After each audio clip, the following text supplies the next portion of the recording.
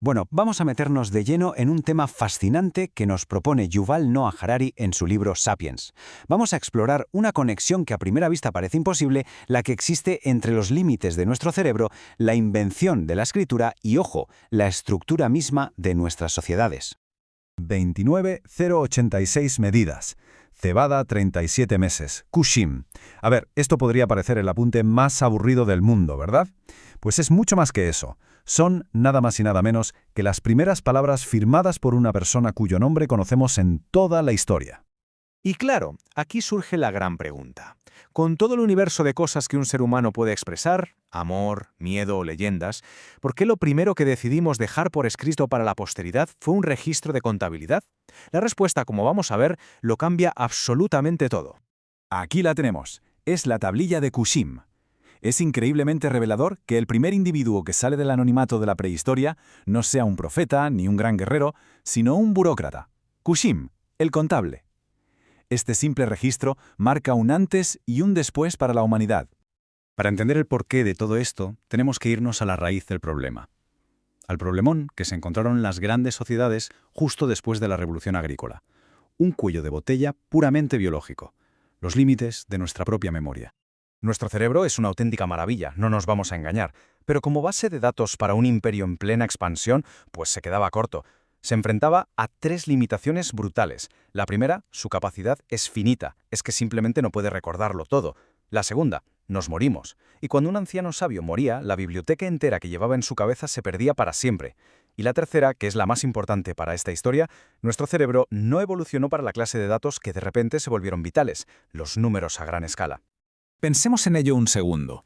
Un cazador-recolector necesita saber qué setas son venenosas, pero no le hace falta saber cuántas bayas hay en cada arbusto del bosque.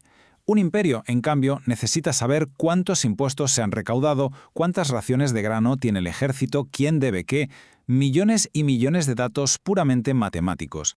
Y aquí está la clave del asunto. Esta limitación de nuestro cerebro actuó como un techo de cristal para la civilización. Cualquier sociedad que crecía demasiado, que acumulaba demasiada información para ser gestionada solo con la memoria, simplemente colapsaba. Se venía abajo por su propio peso administrativo. El sistema se sobrecargaba. Hasta que, hace unos 5.000 años, a unos genios anónimos en Sumeria se les encendió la bombilla. Inventaron una tecnología absolutamente revolucionaria para romper esas limitaciones. Crearon, ni más ni menos, que el primer disco duro externo de la humanidad. Y su invento fue, claro, la escritura. Pero, ojo, no como la pensamos hoy, para escribir novelas o filosofía. En su origen, la escritura era una herramienta puramente tecnológica, un método para guardar y procesar datos fuera del cerebro. Es súper importante entender que la primera escritura era lo que Harari llama una escritura parcial. Esto significa que no podía expresar todo lo que se podía decir. Estaba diseñada para una única cosa: gestionar datos.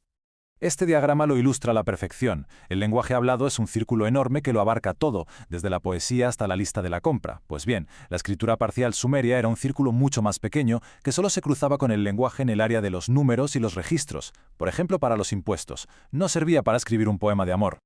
Y los sumerios no fueron los únicos, ¿eh? Al otro lado del planeta, en los Andes, el imperio inca gestionaba a millones de personas sin escribir una sola palabra en arcilla o papel. ¿Cómo? Usaban quipus, un sistema súper sofisticado de cuerdas de colores y nudos para registrar datos de impuestos, de censos, de propiedades, otra forma de escritura parcial, otro disco duro externo. Pero claro, esta solución tecnológica tuvo una consecuencia brutal e inesperada. No solo nos permitió almacenar información, sino que cambió de raíz la forma en la que pensamos. Empezamos, literalmente, a pensar como un archivador. El cerebro humano funciona por asociación libre. Un pensamiento te lleva a otro, a un recuerdo, a una canción. Es todo un poco caótico. Es holístico.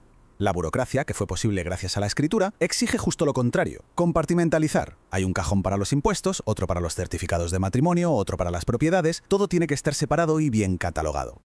Y reprogramar nuestro cerebro para que pensara así no fue nada fácil. Esta cita de una tablilla escolar de hace 4.000 años es conmovedora. Para aprender a pensar como un contable, este niño fue golpeado una y otra vez. Fue un proceso de reconfiguración mental realmente brutal. Esta nueva forma de procesar datos y de pensar no solo permitió construir imperios, se convirtió en el sistema operativo para un nuevo tipo de orden social a gran escala, un orden basado en la jerarquía. La escritura permitió codificar y mantener lo que llamamos jerarquías imaginadas, o sea, divisiones artificiales entre grupos de personas, superiores y plebeyos, libres y esclavos. Estas divisiones no existen en la biología, solo en nuestras historias compartidas, que ahora, gracias a la escritura, se podían grabar en piedra. Y aquí viene la regla de hierro de la historia. Ninguna sociedad admite que sus jerarquías son un invento.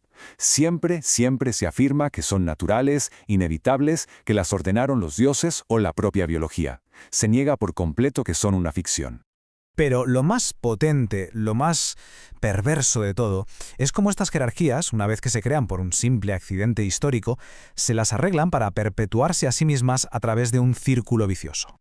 El mecanismo es casi siempre el mismo, y funciona así. Primero ocurre algo por pura casualidad, un evento histórico fortuito. A raíz de eso, un grupo consigue ventaja sobre otro. Para mantener esa ventaja, establecen leyes que discriminan. Con el tiempo, estas leyes crean una brecha real. Un grupo se empobrece y no puede acceder a la educación. Y aquí viene el paso final. Esa pobreza y esa falta de formación, que han sido creadas artificialmente, se usan como prueba de que ese grupo es inferior por naturaleza. Y esto genera prejuicios que justifican todo el ciclo. Este diagrama del libro lo aplica al caso de la discriminación racial en América, y se ve clarísimo. Todo empieza con un accidente histórico que da poder a un grupo. Ese poder se usa para crear leyes discriminatorias. Estas leyes, a su vez, generan pobreza y falta de oportunidades en el otro grupo. Esta situación hace que surjan prejuicios culturales, mitos sobre la inferioridad, y lo más terrible es que esos prejuicios se usan para justificar y crear todavía más leyes discriminatorias. Es un círculo que se alimenta a sí mismo. Lo trágico de este ciclo es la inercia que coge. La discriminación no se va diluyendo con el tiempo, muchas veces empeora. La riqueza y la educación generan más riqueza y educación, y la pobreza y la ignorancia, pues, generan más de lo mismo. Las ventajas y desventajas se van acumulando generación tras generación. Así que al final, la idea clave es esta. La mayoría de las estructuras de poder que damos por sentadas no tienen ninguna base biológica real. Son simplemente el eco de eventos fortuitos del pasado que se mantienen vivos gracias a mitos que hemos aprendido a creer y que la escritura ayudó a solidificar. Y esto nos deja con una pregunta final, una para darle vueltas. Después de ver cómo se construyeron estas jerarquías en el pasado, ¿cuáles de las que existen hoy en nuestro mundo hemos aceptado como naturales o inevitables, sin pararnos a pensar de dónde vienen realmente?